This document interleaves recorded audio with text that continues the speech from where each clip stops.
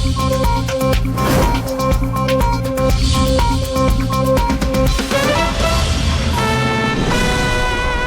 now, live at 8. අයබෝවන් එක්වන් ඇත්ත දැනගන්න ලංකාවේ අංක එකේ සමබර ප්‍රවෘත්ති විකාශය ලයිව් at 8 සමගින් ඔබ හමුවන මම චන්දන ජයසිංහ. මම ඉෂාරා සමරසිංහ. අදත් මුලින්ම බලමු ප්‍රධාන පුවත් සිරස්තල. ජාතික ලයිසු මන්ත්‍රී ජයන්ත කැටගොඩ ඉල්ලාස්වේ. පුරප්පාඩු මන්ත්‍රී දුරේට බැසිල් රාජපක්ෂගේ නම මැතිවරණ කොමිසමට. මං හිතන්නේ අනිද්දා දිනේ පමණ දිවුරුම් දෙන්න බලාපොරොත්තුවක් තියෙනවා. සෞඛ්‍ය අමාත්‍යවරිය ලබා දුන් ලිඛිත පොරොන්දුවක් මත වෘත්තීය සමිති ආරම්භ කළ වැඩ වර්ජනය අවසන් කෙරේ.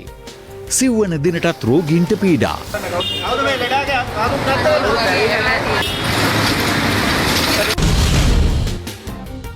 සෞඛ්‍ය වර්ජනයේ බලපෑමින් ඊයේ වාර්තාව කොවිඩ් ආසාදිතයන් 869කට අඩුවේ. අද මෙතෙක් ආසාදිතයන් 650ක්.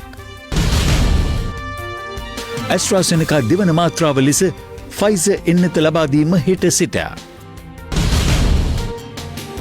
ගල්කිස්සේදී දැරියක් ලිංගික කටයුතු සඳහා අලෙවි කිරීමේ සිද්ධියට අදාළව අත්අඩංගුවට ගත් විශේෂඥ වෛද්‍යවරයා රක්ෂිත බන්ධනාගාරගත කෙරේ.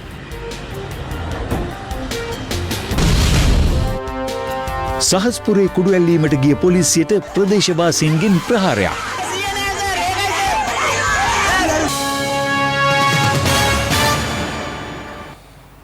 ශ්‍රී ලංකා පොදුජන පෙරමුණේ ජාතික ලයිසු මන්ත්‍රී ජයන්ත කැටගොඩ මහතා අද සිය මන්ත්‍රී ධුරයෙන් ඉල්ලාස් වුණා.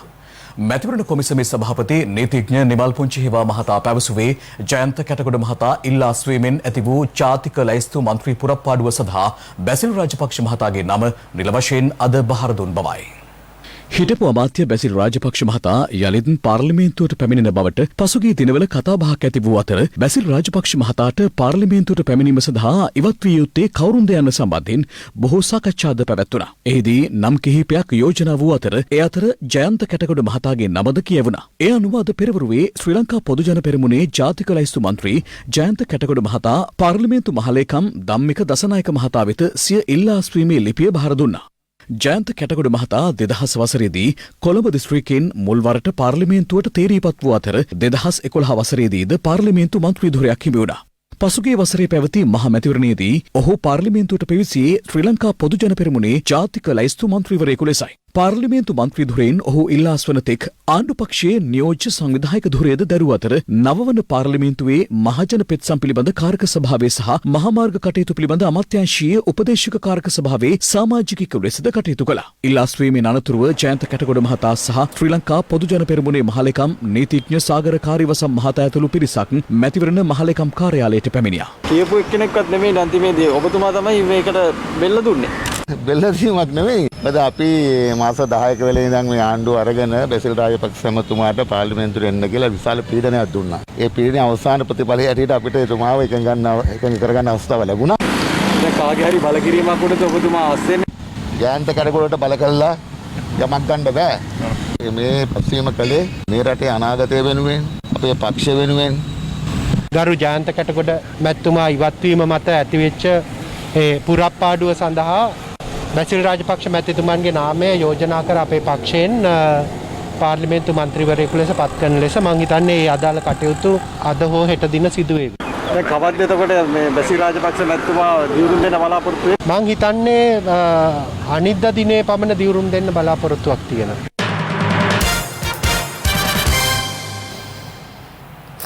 ඉල්ලීම් 14ක් මුල් කරගනිමින් සෞඛ්‍ය සේවයේ පරිපූර්ණක සහ අතුරු වෛද්‍ය සේවාවන්ට අදාළ වෘත්තීය සමිති 13ක සෞඛ්‍ය සේවකයන් ආරම්භ කළ වැඩ වර්ජනය අද අවසන් වුණා.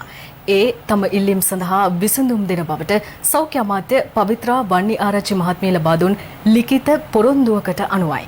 කෙසේ වෙතත් මේ වර්ජනය හේතුවෙන් අද සිව්වන දිනටත් රෝගීන් දැඩි අපහසුතාවට පත් වුණා.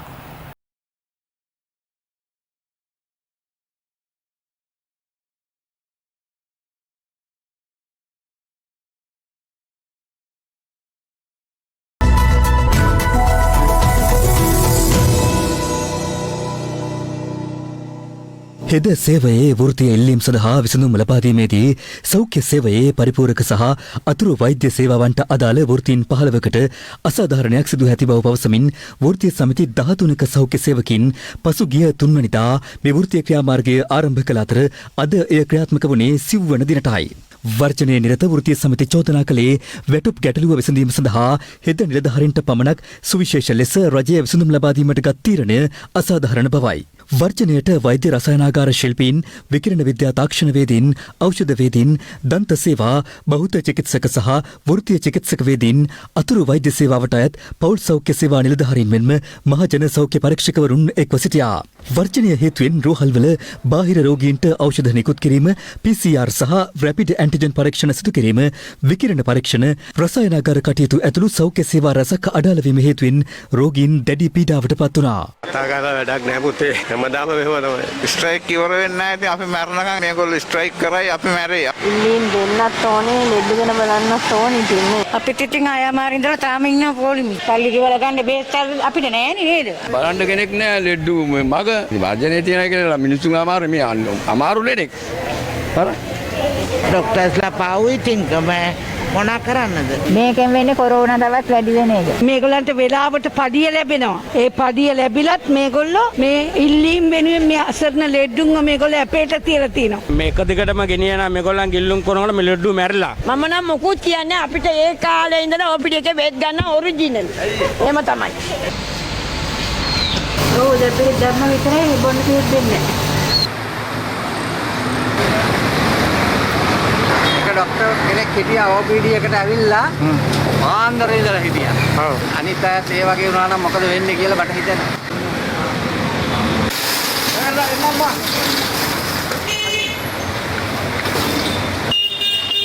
අල්ලන්න කවුද මේ ලෙඩාගේ ආරුත් නැද්ද?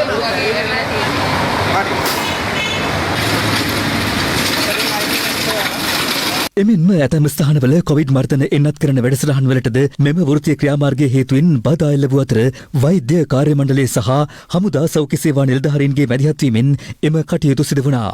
මේ අතර සෞඛ්‍ය අමාත්‍ය පවිත්‍රා වන්‍යාරච්චි මහත්මිය සමග පැවති සාකච්ඡාවකින් අනතුරුව තම වෘත්තීය සමිති ක්‍රියාමාර්ගය తాවකාලිකව අවසන් කිරීමට තීරණය කළ බව වර්ජනයට එක් වූ වෘත්තීය සමිති අද පස්වරුවේ ප්‍රකාශ කළා. තම ඉල්ලීම් 5ක් සඳහා අමාත්‍ය මණ්ඩල පත්‍රිකාවක් ලබන සඳුදා ඉදිරිපත් කිරීමට සෞඛ්‍ය අමාත්‍යවරිය ලිඛිතව එකඟ වීමෙන් අනතුරුව වෘත්තීය ක්‍රියාමාර්ගය අවසන් කළ බවයි ඔවුන් සඳහන් කළේ. සෞඛ්‍ය අමාත්‍යවරියගේ පැත්තෙන් විශාල උත්සාහයක් අරන් තිබ්බා. අමාත්‍ය මණ්ඩලයත් එක්ක මේක කතා කරා කියලා එතුමිය කිව්වා. ඒ සඳහා එකඟතාවය ලැබුණා කියන එකත් කිව්වා. ඒ වගේම ලබන සඳුදා දිනේදී මේ සිද්ධ වෙච්ච වැරැද්ද නිවැරදි කිරීම සඳහා අමාත්‍ය මණ්ඩල පත්‍රිකාවක් අරගෙන යන්න එතුමිය ලිඛිතව අපිට පොරොන්දුවක් ලබා දුන්නා. මේ ලිඛිත පොරොන්දුව අපි විශ්වාස කරනවා අපිට පවිත්‍රා දේවී වන්‍යාරච්චි මැතිණිය විදියට සෞඛ්‍ය අමාත්‍යවරිය දෙන පළවෙනි පොරොන්දුව අපගේ සේවාවන් සියල්ල යථා තත්ත්වයට පත් කරනවා. තමුදා දවසේ පොරොන්දුව කඩ කරොත් එදිනම අපි එළියට බහිනවා. ඒකම අපි කොයි වෙලාවකවත් බලාපොරොත්තු වෙන්නේ නැහැ. රාජ්‍ය සේවයේ තියෙන මේ ව්‍යුහාත්මක වෙනස්කම් යම් දේශපාලන අවශ්‍යතා මත එක් කැටගරියකට සිදු කරලා මෙවැනි අසමතුලිතතා ඉදිරියට ගොඩනගයි කියලා. කුට්ටෙක් හාමුදුරුවෝ කිව්වා මේ ඉදිරිපත් කරපු ගැසට් එකේ අනුව මේ සියල්ල සියලු අංශවලට ලැබෙනවා. අපි දැක්කාද කැබිනට් මාධ්‍ය ප්‍රකාශකතුමා එවැනි කාරණයක් කිව්වේ නැහැ. සෞඛ්‍ය අමාත්‍යතුමිය එතුමියගේ නිල ප්‍රකාශය වුණේ මේ ඉදිරිපත් කරපු කැබිනට් පත්‍රිකා දෙකම අනුමත වුණා. අනුමැතියෙන් පස්සේ ඒක ක්‍රියාත්මක කිරීම සඳහා රාජ්‍ය පරිපාලන අමාත්‍යාංශයට යොමු කරා කියන එක. අද පැවති කැබිනට් තීරණ දැනුම් දීමේ මාධ්‍ය හමුවේදීද මෙම වෘත්තීය ක්‍රියාමාර්ගය සම්බන්ධයෙන් මාධ්‍යවේදීන් නගූ ප්‍රශ්නවලට සම කැබිනට් ප්‍රකාශක අමාත්‍ය රමේෂ් පතිරණ මහතා මෙලෙස ප්‍රතිචාර දැක්වුවා. හෙද නිලධාරීන්ගේ ඉල්ලීම් පිළිබඳව කැබිනට් මණ්ඩලය අවධානය යොමු වුණා. සියලුම වෘත්තිකයන්ට අසාධාරණයක් වන පරිදිම ගැටලු විසඳා දෙන්නට අධිකරු ජනාධිපතිතුමන් පොරොන්දු වෙලා තිබෙනවා. ඉතින් නිශ්චිත කරුණු කාරණා ඇතුළත්ව ඉදිරියේදී එම සංදේශය නිකුත් වෙයි. රජයේ හෙද නිලධාරීන්ගේ සංගමය, රාජ්‍ය සේවා එක්සත් හෙද සංගමය සහ රජයේ වෛද්‍ය නිලධාරීන්ගේ සංගමය අද පැවති මාධ්‍ය හමුවලදී මෙලෙස අදහස් පළ කළා. අමාත්‍ය මණ්ඩලයට ඉදිරිපත් වුණු ඉල්ලීම් දෙක ඊයේ දවසේ අනුමත වෙලා නැහැ. අනුමත කරා නම් කැබිනට් මාධ්‍ය සාකච්ඡාවේදී රටට කියන්න ඕනේ. නමුත් එහෙම එකක් නැහැ. ඉතින් සමස්ත හෙද ප්‍රජාවම රැවටීමට ලක් වුණාද කියන කාරණා පිළිබඳව බරපතල ප්‍රශ්නයක් අපි හමුවේ තියෙනවා. මම කියනවා වුන් ජනාධිපතිතුමා එතුමා දුන්න අනුමැතිය ඒ ආකාරයෙන්ම ඉෂ්ට වුණා කියන එක මම බයස්සකක් නැතුව කියනවා. සමන් රත්නප්‍රිය මහත්මයාට තියෙන එකම දේ මේනියාව මොකක්වත් නෙමෙයි. එදා සාකච්ඡාවට උහුට යන්න බැරි වුණා. ඒව ගියා නම් මේ ප්‍රශ්නයක් මොකක්වත් නැහැ. හැබැයි දැඩි ස්ථාවරයක ඉන්නවා GMO එක වහන්සේලාගේ ওই කැබිනට් පත්‍රිකාව අනුමත වුණොත් දැඩි ක්‍රියාමාර්ග වලට යන්න. කැබිනට් පත්‍රිකාව අනුමත වෙලා ඉවරයිනේ. කැබිනට් අනුමැතිය ලැබිලා නම් අදාළ වැඩ කරගෙන යනවනම් අපිට හානිය මොකද්ද? මුළු රාජ්‍ය සේවයේම ව්‍යුහයකට අනුගත කරලා තියෙනවා. එතකොට එහෙම කරපු අනුගත වීමක් වෘත්තීය සමිතියක් සමග පැවති සාකච්ඡාවකදී වෙනස් කරන්න පුළුවන්. එහෙමත් නැත්නම් කැබිනට් මණ්ඩලයකට වෙනස් කරන්න පුළුවන් නම් ඒ රටේ රාජ්‍ය සේවයට ආයේ පැවැත්මක් නැහැ. මේකෙදී අපි දැඩි තීරණ වලට යාමට සුදුසුයි කියන කාරණය සාකච්ඡා කරලා ඉවරයි. ඒ නිසා ගන්නා වූ තීරණ මත ප්‍රතික්‍රියා දැක්වීමේ අයිතිය අපිට තියෙනවා කියන එක අපි පැහැදිලිව මතක් කරලා සිටිනවා. රජයට සහ බලධාරීන් ඇතුළු සියලු දෙනාටම කැබිනට් මණ්ඩලයටත් ඇතුළු. මාස දෙකකට පමණ පසු මෙරටින් දෛනික වාර්තා වූ COVID-19 ආසාදිතයන් දහසකට අඩු සංඛ්‍යාවක් ඊයේ වාර්තා වුණා. සෞඛ්‍යාංශ පෙන්වා දෙන්නේ මෙම ආසාදිතයන්ගේ අඩුවීම සැබෑ අඩුවීමක් නොවන අතර සෞඛ්‍ය වෘත්තීය සමිති කිහිපයක් වෘත්තීය ක්‍රියාමාර්ගයක යෙදීම ඊට හේතු වී ඇති බවයි. මේ අතර COVID-19 ආසාදිතයන් අද දිනේත් මෙතෙක් වාර්තා වී ඇත්තේ 650 දෙනෙකු බව යුද හමුදාපති ජෙනරල් ශවේන්ද්‍ර සිල්වා මහතා පැවසුවා. ඒ අනුව සමස්ත ආසාදිතයන් සංඛ්‍යාව 2,67,149ක්. මේ අතර කොවිඩ් මර්ධන එන්නත් කිරීමේ වැඩසටහන අදත් දිවයිනේ ප්‍රදේශ කිහිපයකදීම සාර්ථකව සිදු කෙරුණා.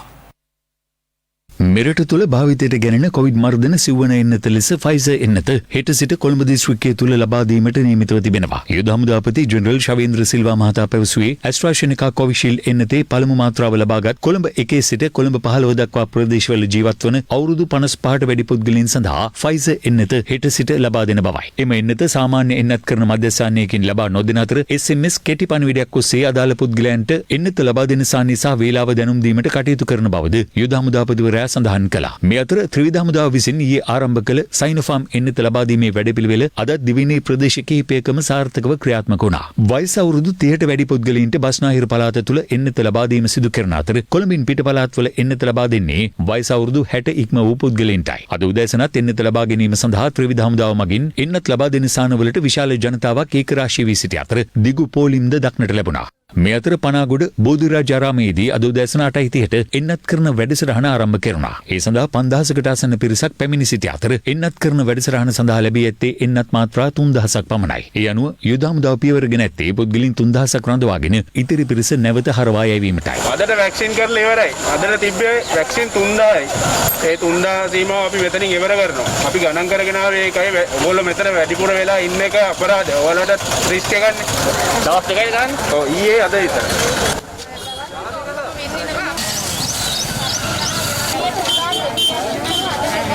මේ අතර ජයල ප්‍රාදේශීය රෝහලේ එන්නත් කරන වැඩසටහන අද සිදු කෙරුණේ නැහැ. රෝහල් බලධාරීන් පැවසුවේ එන්නත් කිරීම සඳහා එන්නත් මාත්‍රා නොලැබීම ඊට හේතුව බවයි.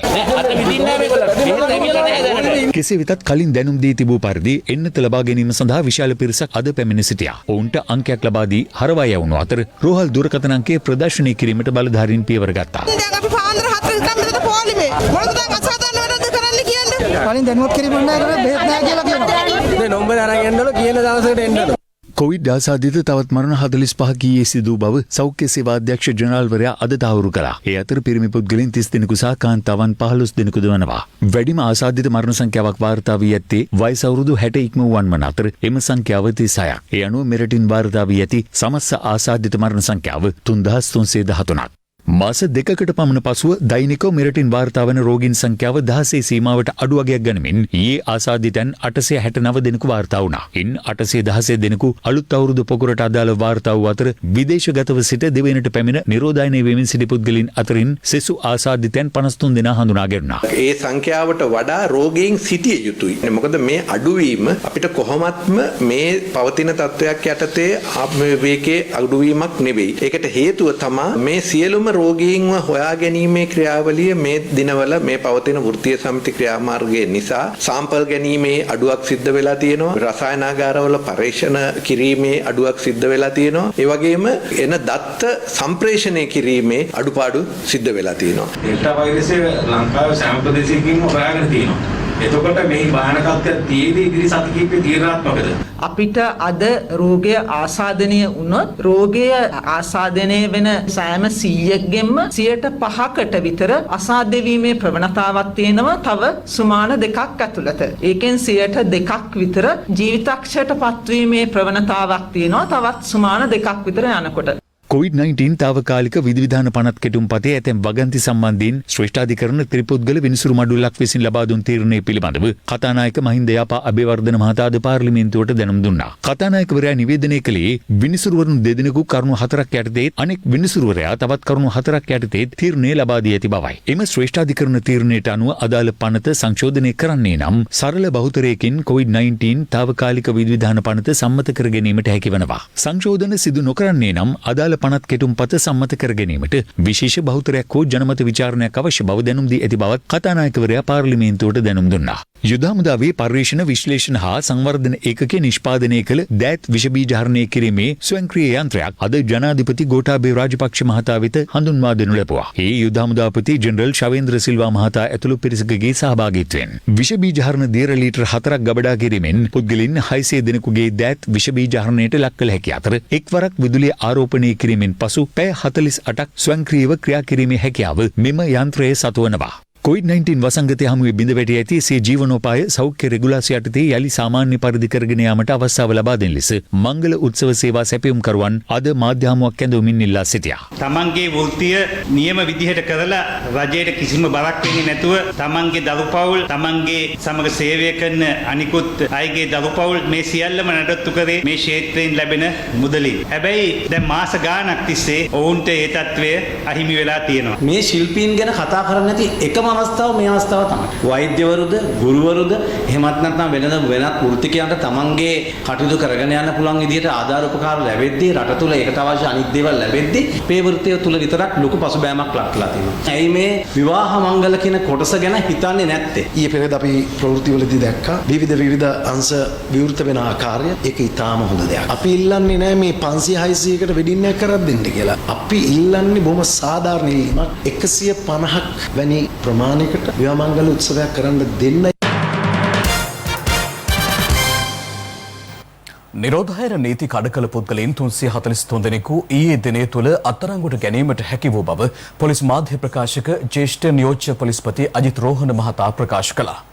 ඒ අනුව නිරෝධායන නීති කැඩූ පුද්ගලයන් 47920 දෙනෙකු මේ වන විට අත්අඩංගුවට ගෙන තිබෙනවා. පළාත් අතර සංචරණ සීමා තවදුරටත් ක්‍රියාත්මක වන අතර සෞඛ්‍ය මාර්ගෝපදේශ සීමාවන් මේ වන විට ලිහිල් කර තිබෙනවා. ඒ අනුව ජනතාව සිය දෛනික කටයුතු සිදු කර ගැනීමට යොමු වීමෙන් නිරෝධායන නීති කඩ කිරීමේ අවස්ථා වාර්තා වෙමින් පවතින බවයි අපවාර්තාකරුවන් කියා සිටියේ. එලෙස නිරෝධායන නීති කඩ කරන පුද්ගලයන් සොයා පොලිසිය මගින් ඊයේ දිනේ තුල සිදු කළ මෙහෙයුම්වලදී පුද්ගලයන් 343 දෙනෙකු අත්අඩංගුවට ගෙන තිබෙනවා.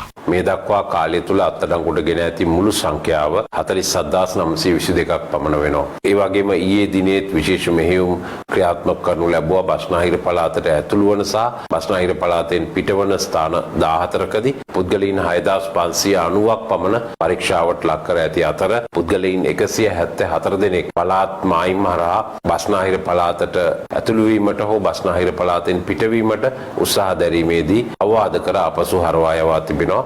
නිරෝධායන නීති උල්ලංඝනය කරමින් අධික වේගයෙන් යතුරු පැදි ධාවනය කළ තරුණයින් 5 දෙනෙකු වාද්දෝ පොලිසිය මගින් අත්අඩංගුවට ගෙන තිබෙනවා. මේ අතර සංවිධානාත්මක අපරාධ කල්ලි සමාජිකයෙකු වන පින්වත්තේ උජියා නැමැති පුද්ගලයා සමග හෙරොයින් ග්‍රෑම් 750ක් සොයා ගැනීමට කළුතර කොට්ටාශ අපරාධ විමර්ශන අංශයට හැකි වුණා. මෙම සැකකරුට එරෙහිව මද්‍රව්‍ය ජාවාරම් සහ ද්විත්ව පුද්ගල ඝාතනයක් සම්බන්ධයෙන් මහාධිකරණයට නඩු පවරා තිබෙනවා. බොරැල්ල සහස්පුර ප්‍රදේශයේදී හෙරොයින් මද්‍රව්‍ය ළඟ තබාගත් පුද්ගලයෙකු අත්අඩංගුවට ගැනීමට බොරැල්ල පොලිසිය එම ස්ථානයට යාමත් සමග උණුසුම් තත්ත්වයක් ඇති වුණා.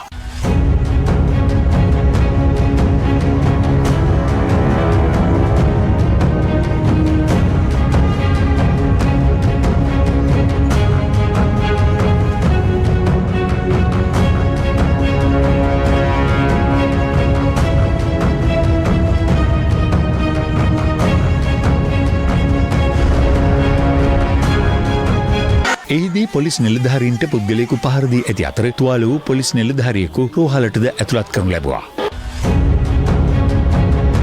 අදාළ සැකකරු අත්අඩංගුවට ගැනීමට යාමේදී සැකකරුගේ ඥාතීන් ඇතුළු පිරිසක් මෙලෙස පොලිස් නිලධාරීන්ගේ රාජකාරීවලට බාධා එල්ල කර ඇති බවයි වාර්තා වන්නේ. කෙසේ වෙතත් සැකකරු හෙරෝයින් මද්‍රව්‍ය ග්‍රෑම් 6ක් සමග අත්අඩංගුවට ගෙන තිබෙනවා. මේ අතර සෞඛ්‍ය අවදානම් ඇති කරවමින් විවිධ උද්ඝෝෂණ පැවැත්වීම් පිළිබඳව සෞඛ්‍ය සේවා අධ්‍යක්ෂ ජෙනරාල්වරයා විසින් විශේෂ අවධානයක් යොමු කරමින් නිවේදනයක් නිකුත් කර ඇති බව පොලිස් මාධ්‍ය ප්‍රකාශක ජ්‍යෙෂ්ඨ නියෝජ්‍ය පොලිස්පති අජිත් රෝහණ මහතා ප්‍රකාශ කළා. එම නිරෝධායන නියෝගයේ සඳහන් වෙන්නේ රැස්වීම් උද්ඝෝෂණ වැනි ක්‍රියාකාරකම් මගින් COVID-19 රෝගය ව්‍යාප්ත වීමේ අවදානමක් ඇති බවයි. එවැනි ක්‍රියාවලින් වළකින ලෙසට සියලු පාර්ශවකරුවන්ගෙන් ඉල්ලා සිටිනවා. මෙම නිරෝධායන නියෝගයට පටහැනිව යම් පාර්ශවයක් කටයුතු කරන්නේ නම් එවැනි අයට එරෙහිව නිරෝධායන සහ රෝග වැළැක්වීමේ ආඥා පනතේ ප්‍රතිපාදනය යටතේ කටයුතු කිරීමට ශ්‍රී ලංකා පොලිසියට සිදු වෙනවා.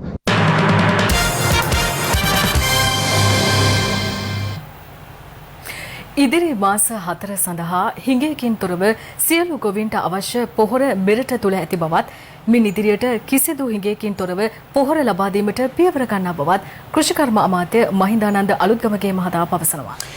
ඒ මහතා මේ අදහස් පළ කළේ මේ වන විට රට තුළ උද්ගතව ඇති පොහොර අර්බුදය සම්බන්ධයෙන් අද පාර්ලිමේන්තුවේදී විශේෂ ප්‍රකාශයක් කරමින් අපි පොහොර ආනයනය කරලා තිබියදීත් අපි දිගින් දිගටම මේ පොහොර ලබා දීම සඳහා අදාළ ආයතනවලට උපදෙස් දුන්නා. හැබැයි සියලු දෙනා සඳහන් කරේ රටේ පොහොර නැහැ කියලා. ඒක පොහොර ලේකම් කාර්යාලයත් අපිට පොහොර අඩුයි කිව්වා. පොහොර සමාගම් පොහොර නැහැයි කියලා කිව්වා. ගරු කතානායකතුමනි සමාගම් සතුව පොහොර මෙට්‍රික් ટන් 1,20,000ක් තියෙනවා කියලා අපිට තොරතුරු ලැබුණා. අපි වහාම උපදෙස් දුන්නා සතියක් ඇතුළත මේ ගොවියන්ට අවශ්‍ය පොහොර ටික වහාම ඒ ගොවි ජනසේවා මධ්‍යස්ථානට ලබා දෙන්න ඕනේ කියලා. ඒ වගේම ගරු කතානායකතුමනි ඊයේ දවසේ සියලුම දිස්ත්‍රික්කවලට අවශ්‍ය පොහොර ටික අපි හඳුනාගත්තා. මේ සියලු පොහොර අද දිනේ සිට සියලුම ගොවි ජනසේවා මධ්‍යස්ථානවලට යනවා. ඒ නිසා මින් ඉදිරියට ඉදිරි මාස 4ක කාලය තුල කිසිම ගොවියෙකුට ඉදිරි මාස 4 තුල කිසිදු පොහොර හිගයක් නැහැ. ඊළඟ වැඩ පරිසරයේදී ඊළඟ මහකන්නේ කාබනික කෘෂිකර්මාන්තයේ සාර්ථක වෙච්ච ගමන් මේ රසායනික ව්‍යාපාරය බිලියන 100ක් අවුරුද්දකට බිලියන 100ක ව්‍යාපාරයක්. කතානායකතුමනි ලෝකේ තුන්වෙනි ලොකුම ව්‍යාපාරය. පළවෙනි එක අවි ආයුධ සහ මත්ද්‍රව්‍ය, දෙවෙනි එක බෙහෙත්, තුන්වෙනි එක රසායන.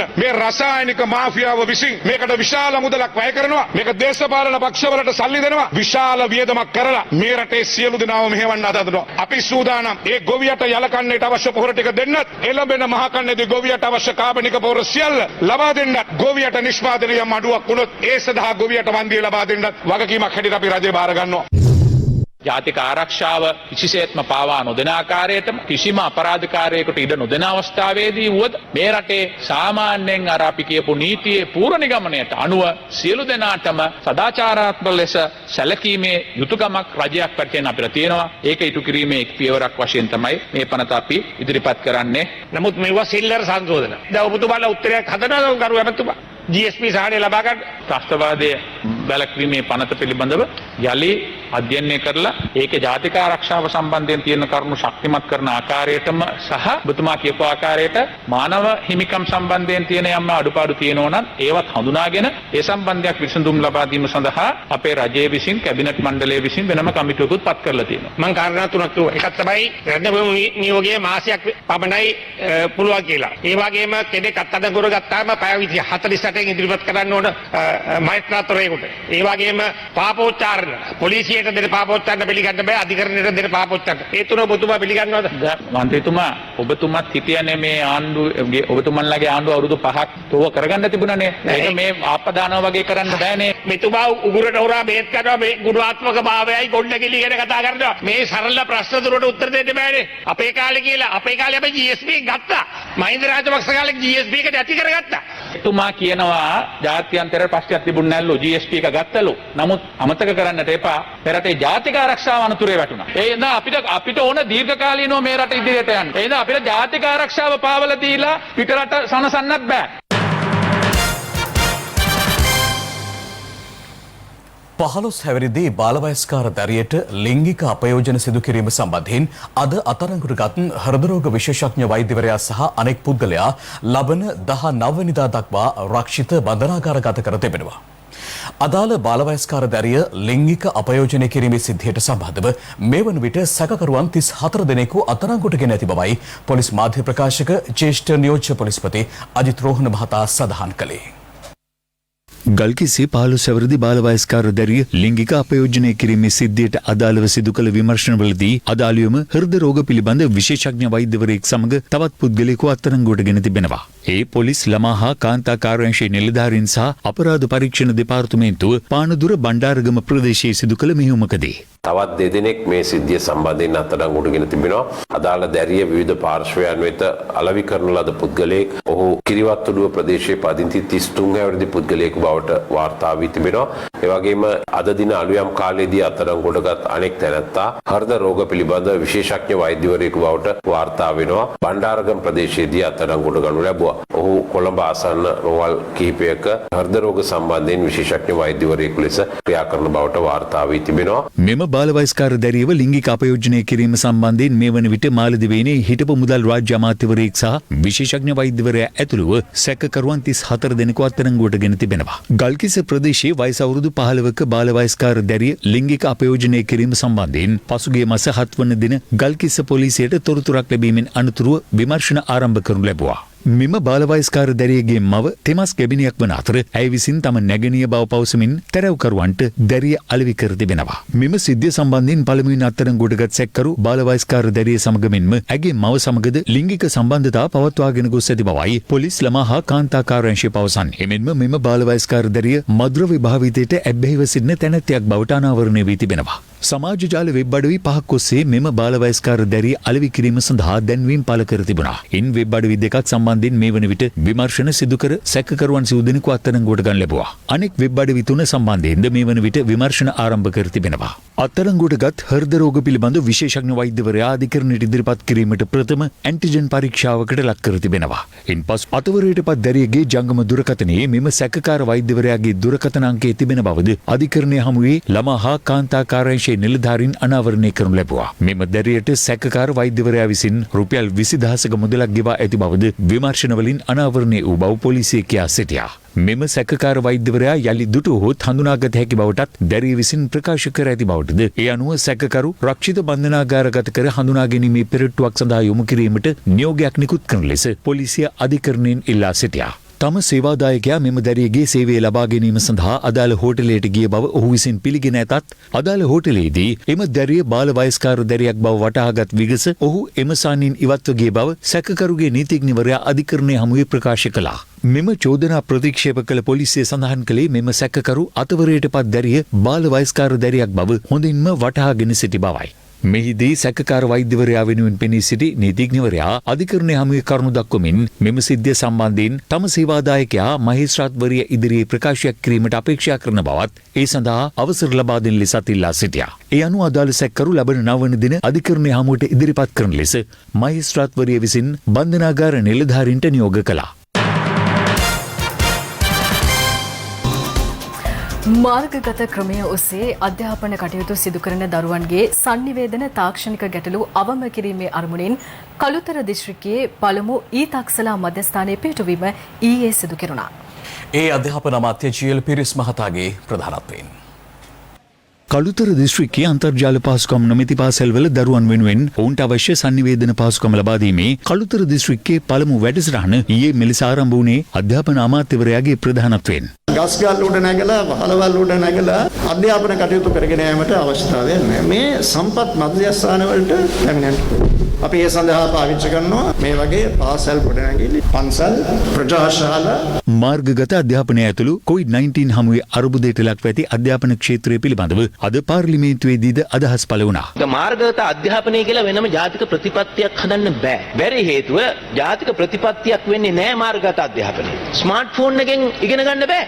122.8යි ලැප්ටොප් එකක් හරි ඩෙස්ක්ටොප් එකක් හරි ගෙදර තියෙන. ටැබ් දෙන්න කිව්වහම කී දෙනෙක් විරුද්ධ වුණාද? නෑ ඔබතුමන්ලගේ පාර්ශවයේ කී දෙනෙක් විරුද්ධ වුණාද?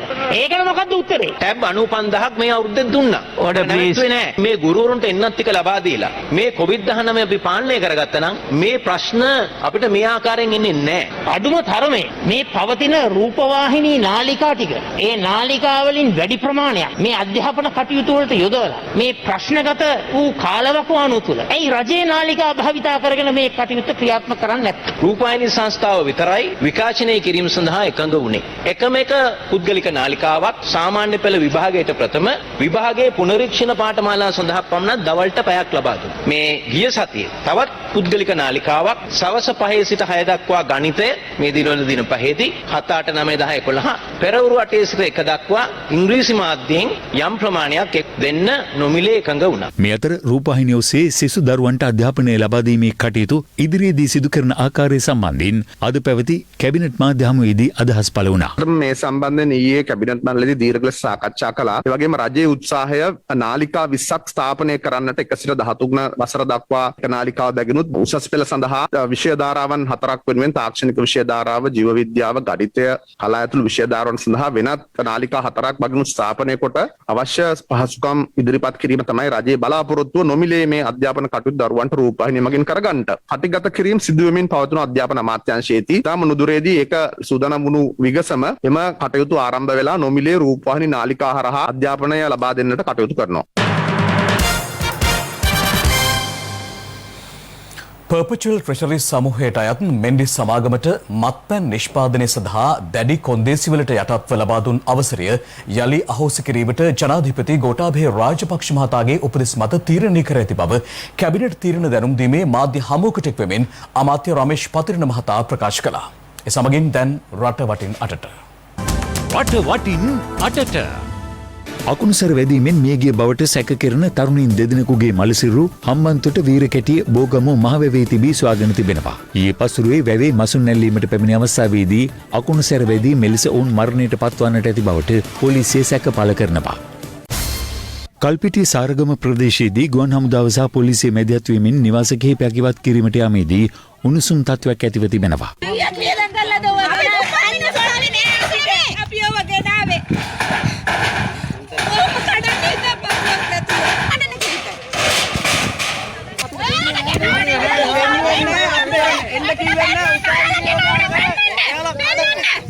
කෙසේ වෙතත් මේ පිළිබඳව අප ගුවන් හමුදා මාධ්‍ය ප්‍රකාශකවරයාගෙන් විමසීමේදී ඔහු ප්‍රකාශ කළේ මෙම ප්‍රදේශයේ ගුවන් යානා වෙඩිපිටියකට අයත් ආරක්ෂිත කලාපයක් බැවින් ජනතාව එම ප්‍රදේශයෙන් ඉවත් කිරීම සඳහා අධිකරණයෙන් ලැබුණු නියෝගයක් මත කටයුතු කළ බවයි. ඒ සමගින් අදට අප සමුගන්නවා. ඔබට සුබ රාත්‍රියක්.